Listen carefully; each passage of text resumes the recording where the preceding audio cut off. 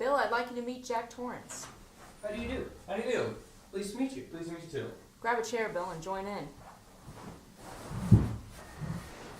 Jack's going to take care of the overlook for us this winter. I'd like you to take him around the place as soon as we're through. Fine. Jack's a school teacher. Formerly a school teacher.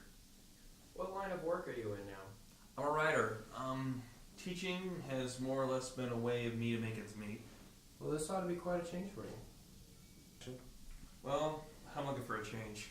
Our people in Denver recommended Jack very highly, and for once, I agree with them. Let's see, where were we?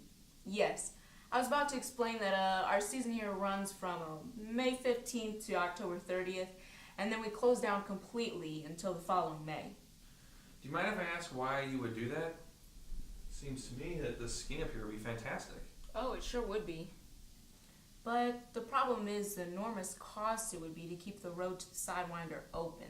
It's a 25-mile stretch of road, gets an average of 20 feet of snow per winter, and there's just no way to make it economically feasible to keep it clean. When the place was built in 1907, there was very little interest in winter sports, and the site was chosen for its inclusion and scenic beauty. Well, it certainly has plenty of that. That's right. And did they give you any details in Denver about what the job entails? Well, only in a general way. Well, the winters can be fantastically cruel, but the basic idea is to cope with the very costly damage and depreciation which can occur. And this consists of mainly running the boiler, heating different parts of the hotel on a daily rotating basis, repairing damage as it occurs, and doing repairs so that the elements can't get a foothold. Well, that sounds fine to me. Physically, it's not a very demanding job. The only thing that can get a bit trying up here during the winter is the tremendous sense of isolation. Well, that just happens to be exactly what I'm looking for. I'm outlining a new writing project, and 5 months apiece is just what I need. That's very good, Jack, because for some people, solitude and isolation can of itself be a problem. Not for me.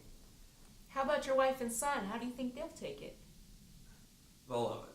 Great. Well, before I turn you over to Bill, there is one other thing I think we should talk about.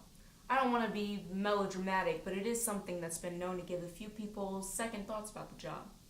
I'm intrigued. I don't suppose they told you anything about in Denver the tragedy we had up here during the winter of 1970? I don't believe they did. Well, my predecessor in this job hired a man named Charles Grady as the winter caretaker.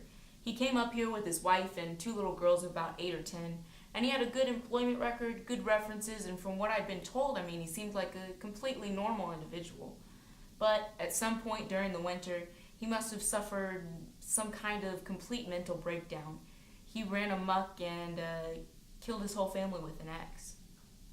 Stacked them neatly in one of the rooms of the West Wing, and then he put both barrels of his shotgun in his mouth.